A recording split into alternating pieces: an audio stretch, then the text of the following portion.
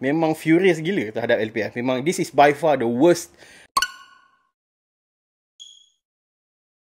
Assalamualaikum dan juga salam sejahtera. Hai, kembali lagi ke Zaf Vlog. So, hari ni kita nak buat sedikit review tentang sebuah filem terbaru di Pawagam, iaitu filem Scream. Alright, filem Scream ini adalah filem yang kelima di dalam franchise Scream, dan filem ini diarahkan oleh pengarah yang sama mengarahkan filem Ready or Not. Ini merupakan kali pertama mendiang Wes Craven tidak mengarahkan filem ini. Okay? Legasi beliau telah diteruskan oleh Matt Bettinelli-Olpin dan juga Tyler Gillett. Basically, filem Scream ini mengambil masa 25 tahun selepas filem yang pertama, selepas Billy Loomis dan juga Stu Macher menghantui Woodsboro Town dengan menjadi serial killer dengan memakai topeng Ghostface. Dan setelah 25 tahun tersebut, setelah kita ada Scream 2, Scream 3 dan juga Scream 4, bandar Woodsboro kini dihantui semula oleh pembunuh bersiri yang menggunakan topeng yang sama. Honestly, sebelum aku pergi tonton filem ni, expectation aku agak cacah merebak. Pada asalnya masa aku tengok trailer tu, aku tak adalah. Sebab aku risau filem ni akan merepeat the same formula Scream 2 dan juga Scream 3 dan juga Scream 4. Sebab trailer dia nampak macam lebih kurang macam filem-filem sebelum ni kan. So, filem slasher ni, diorang ada satu formula di mana dia punya method dia sama. Okay? Kalau tak sama pun dia twist sikit saja. So, aku ada expectation yang rendah lah untuk filem ni. Sehinggalah seminggu lepas di US, filem ni telah keluar awal dan ramai gila memberikan review dan rating yang tinggi. So, masa tu aku jadi macam, biar betul kan. Sebab filem slasher ni jarang yang membuat sequel yang berjaya menumpaskan filem-filem sebelumnya. Okay? Selalunya dia akan downgrade. Okay? Makin lama makin teruk filem ni kan. Tapi filem ini mendapat review dan rating yang sangat tinggi daripada macam-macam pihak. Okay? So, expectation aku mula kembali naik semula. Dan aku pergi tengok semalam, selepas aku recap Scream 1, Scream 2, Scream 3 dan juga Scream 4. Okay, aku ada Blu-ray dia. Actually, korang tak boleh nak access filem, 4 filem ni di mana-mana platform streaming yang aku tahu lah sekarang ni. Memang dekat Malaysia tak ada. But setelah aku menelaah ke 4 filem, aku memang fan Scream. Aku memang follow daripada Scream 1 sampai Scream 4. Apa yang aku boleh katakan adalah, this is by far the greatest Scream film ever. Dia bukan aku seorang je yang kata tau. Even in fact semalam aku jemput seorang pengkritik filem yang legit pengkritiknya. Dia pun kata Scream yang kelima ni boleh mencantas the original Scream. Sebab semua expectation kau, semua dia cantas. Semua benda yang kau anggap tentang slasher film berubah di dalam filem ni. Apa yang kau expect, semua tak jadi. Apa yang kau ingatkan, semua tak jadi. Dan dia berjaya menanamkan sedikit sentimen di dalam kepala otak kau bahawa dia ni pembunuh. Dan benda tu akan gives a payoff yang memang sangat awesome pada penghujung filem ni. Okay? Selain daripada dia mengembalikan legacy karakter, contoh macam Sidney Prescott, Gil Weathers dan juga Dewey Riley, filem ini juga berjaya mengetengahkan karakter-karakter baru yang boleh menggalas dan juga meneruskan legacy Scream ini, filem Scream. Okay? Sebab sebelum ini, it just want to pay off. Sebab sebelum ini pun Sidney Prescott menjadi watak utama. Tapi dalam filem ini, Sidney Prescott adalah watak legacy. Watak yang utama tapi daripada zaman yang lain. Sekarang ini zaman baru, new generation. Tapi macam mana dia nak buat filem generasi baru dengan elemen yang sama tanpa mengulangi formula dia? Scream adalah jawapannya. Kalau nak cakap secara general, filem ini dia punya jump scare memang bersepah dekat Pawagam semalam. Ramai gila orang terkejut dengan dia punya jump scare, dia punya killing method. Every time scene the ghost face muncul, memang kau akan rasa seram, rasa macam nak berlari. Walaupun dia pakai face mask pula. Walaupun dia pakai ghost face punya mask ni, tapi still waktu dia nak kejar tu kau boleh rasa dia punya ketakutan kan. So every time dia muncul, every jump scare menjadi. Okay? Tak ada satu jump scare pun yang aku rasa macam aku dah boleh expect. Tak boleh. Kau tak boleh nak expect apa-apa untuk filem ni. Apa yang istimewanya filem ini, pengarah mereka ni ada 2 orang yang pernah menghasilkan Ready or Not, sebuah filem slasher pada tahun 2019 yang memberikan nafas baru terhadap genre slasher. Dia berjaya mengekalkan authenticity filem Wes Craven, tetapi diolah semula dalam bentuk generasi baru. Itu yang special ni tentang filem Scream ni. Aku dapat merasakan filem legacy Scream ni telah diletakkan pada pengarah yang betul. Memang betul ini adalah cara untuk orang meneruskan legacy. Elemen-elemen filem-filem slasher yang dulu masih lagi dikekalkan, tapi ada beberapa momen yang aku rasa macam mendapat sentuhan pengarah daripada Ready or Not ni. Especially The third act was mind blowing, guys. Starting mungkin ada ramai orang yang tertanya-tanya, Zaf, bila first act, second act dan third act? Dalam filem ni dia akan terangkan.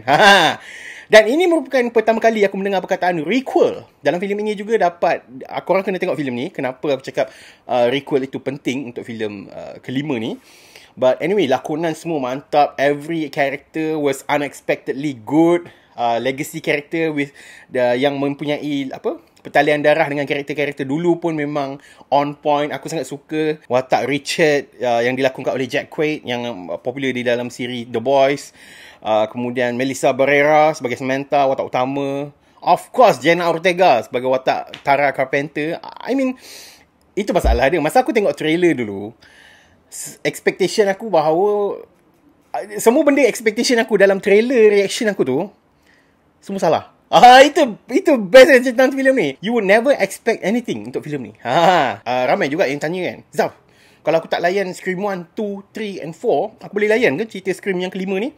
Honestly, yes. It has a good storytelling dan dia boleh berjaya berdiri as a standalone film. Tetapi aku ada cakap tetapi kalau engkau mempunyai pengetahuan ataupun kau tahu tentang karakter-karakter sebelum ini, dan kau tahu filem Scream yang pertama lah, at least filem yang pertama, kau bakal enjoy gila babi menonton filem ni. Sebab dia ada banyak payoff dan ada banyak reference kepada benda-benda yang lama, Easter eggs, okay? Memang fan service lah filem ni. Memang kalau kau fan Scream, kau bakal suka filem Scream 5. Tapi kalau kau bukan peminat Scream punya franchise, kau akan suka juga sebab jalan cerita dia yang sangat menarik. Untuk pengetahuan semua, ini adalah jenis filem genre slasher yang meta, yang yang meng-highlightkan pop culture tentang filem-filem horror slasher dekat dalam dunia sebenar tau. Okay, kita ada reference kepada Hereditary, Halloween, macam-macam lagi lah. Banyak, Babadook, kan? Banyak filem. So, dalam filem ini, dia mengekalkan that element daripada filem-filem Scream 1, 2, 3, 4. Di mana dia reference kepada filem-filem yang lain. Dan ada banyak significant shot yang menggambarkan tentang filem-filem tersebut. Memang aku rasa precious lah. Aku sangat suka dengan filem Scream 5 ni. Okay? This is by far filem yang aku paling gemar untuk awal tahun lah. Sebab awal tahun ni kebanyakan filem-filem sampah yang keluar tau. Tapi surprisingly, kita dapat filem yang bagus juga pada tahun ni. Dan untuk pengetahuan semua, dia berjaya dethrone filem Spider-Man No Way Home yang telah kekal selama 5 minggu pada top 1 punya carta. Dan Scream berjaya mencantas tu. Okay? Spider-Man masih lagi ada di Pawagam, tapi Scream berjaya cantas that kutipan. So, aku sarankan kepada korang, kalau kau penggemar filem-filem slasher atau filem-filem horror, kau wajib pergi tonton filem Scream ini, because it is one of the films yang berjaya mengembalikan sparkkan balik filem-filem slasher yang dah lama. Contoh macam Halloween dulu, aku sebenarnya tak suka Halloween Kills. Ni bakal ada juga Halloween Ends. Aku tak suka sebab dia macam repeat the same thing. Okay? Mengembalikan legacy karakter tapi jalan cerita biasa. Jalan cerita how. Tapi jalan cerita ni memang sangat-sangat bagus. Dan I'm looking forward untuk pengarah Ready or Not ni untuk proceed for Scream yang kedua, maybe untuk legacy karakter punya baru ni, untuk teruskan lagi, untuk buat sequel dan membuatkan semua penonton happy dengan result yang bakal diorang hasilkan. Okay?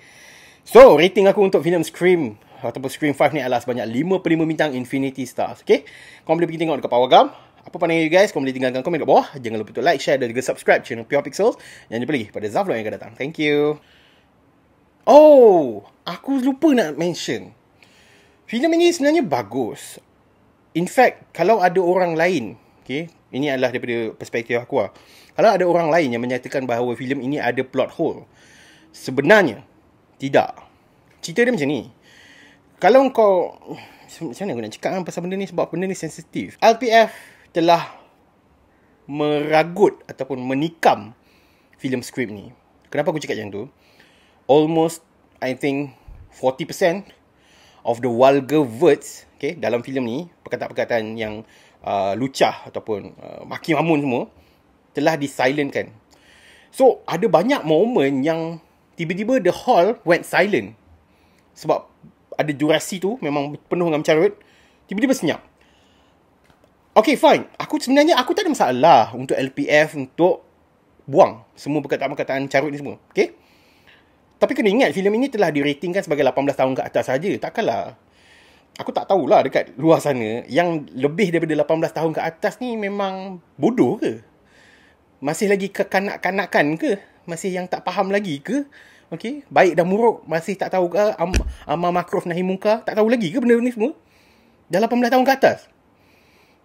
Ada lagi ke? Aku cuma nak tanya lah. Mungkin ada yang kat luar sana yang masih lagi tak faham But anyway, back to the story. Dah 18 tahun ke atas rating. Tapi yang mencarut-carut ni aku tak kisah. Okay, fine. Tak apalah. Janji dia tak kacau storyline. Masalahnya dia kacau. Dia kacau sebab ada banyak dialog-dialog yang telah di-cut yang membuatkan penonton tiba-tiba, dia cakap apa? Lama betul dia mencarut ni. Takkanlah lama betul.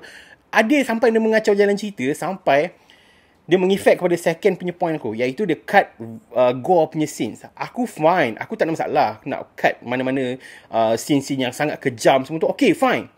Janji dia tak kacau storyline.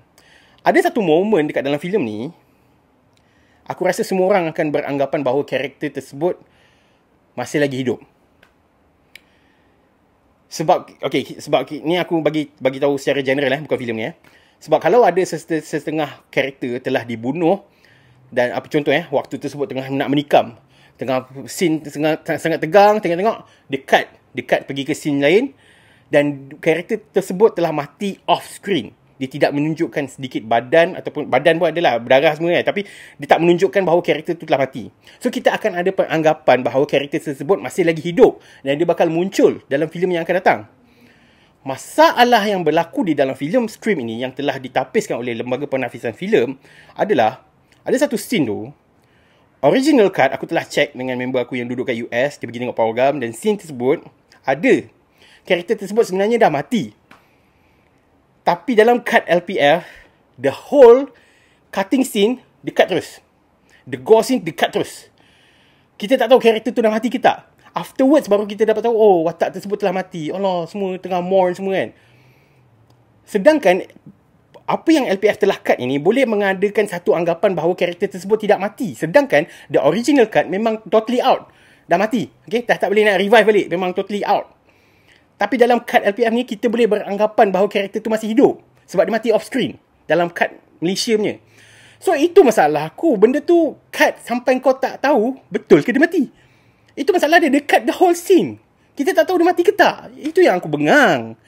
Kenapa nak at least tunjuk badan ke yang dah out dah, okay? Crop paling bodoh pun crop lah. Kau pernah buat kan untuk Mortal Kombat kan, pernah crop pada scene mungkin muka saja ke mata yang betul-betul menandakan mata dia dah tak hidup. At least tunjukkan benda tu. Tapi ni tak, dia kacau storyline. Aku confirm kat semua orang. Aku confirm ramai gila orang pergi tengok filem Scream ni di Power Gam Malaysia akan beranggapan bahawa karakter tersebut ada 50-50%, dia boleh kekal dan dia boleh hidup lagi. Dan dia boleh muncul dalam filem-filem yang akan datang. Masalahnya tak, karakter tu memang dah mati. Dalam apa, dia cut untuk yang US ni version. I mean like, what the fuck? Sampai mengacau storyline tu yang aku jadi masalah. I don't give a fuck. Kau nak pergi carut, kau nak cut benda-benda vulgar, kau nak cut benda-benda mencarut semua ni. As long as kau tak kacau storyline. Ini kau kacau dan dia memberikan anggapan yang lain. Aku confirm kalau penggemar-penggemar filem, dia orang akan beranggapan bahawa watak tersebut akan hidup lagi. Dia masih lagi tak hidup. Dia masih lagi tak mati sebab dia mati off screen. Mati off screen ni lah yang memberikan tanggapan kepada kita bahawa dia ni mesti muncul lagi. Mesti pun ada penghujung filem dia muncul lagi. Tengok-tengok tak ada. In fact dalam version US ni kat pun dia mati tak. So benda tu lah aku jadi macam needs to reshuffle.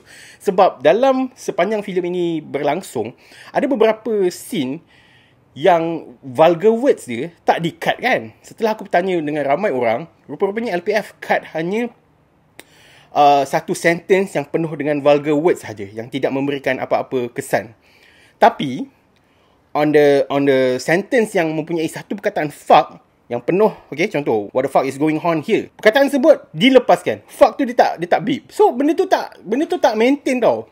Okay, kau mesti kat luar sana ramai gila yang tertanya-tanya, kenapa yang scene ni dia pergi cut the whole thing tapi ada perkataan fuck juga pada onwards punya word.